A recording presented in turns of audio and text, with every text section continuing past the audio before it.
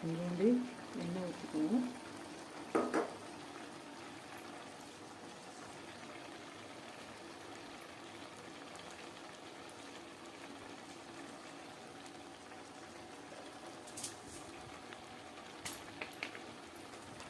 எண்ணெயோட கடுகு, உளுந்தம்பருப்பு கொஞ்சம் போட்டு இதையும் தாளித்து எடுக்கணும். தாளிச்சதை தூக்கி அதில் கொட்டும்போது அதுக்கு ஒரு தனி டேஸ்ட் வரும்.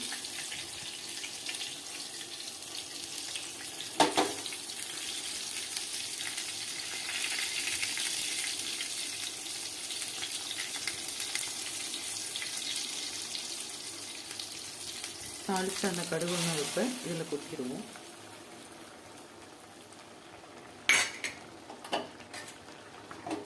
கொட்டிட்டு இதை நல்லா கிளறிட்டு கீரை வெந்த பின்னால் அதில் கொஞ்சோண்டு தேங்காய் பூ போட்டு இறக்கணும் அப்படின்னு சொன்னாக்க சுவையான சூப்பாகவும்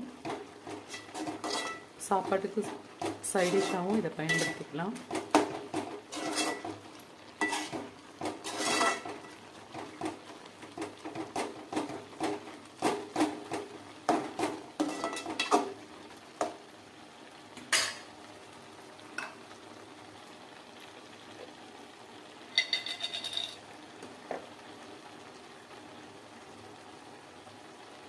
இதில் இப்போ கொஞ்சம் மஞ்சள் தூள் சேர்த்துக்குவோம்.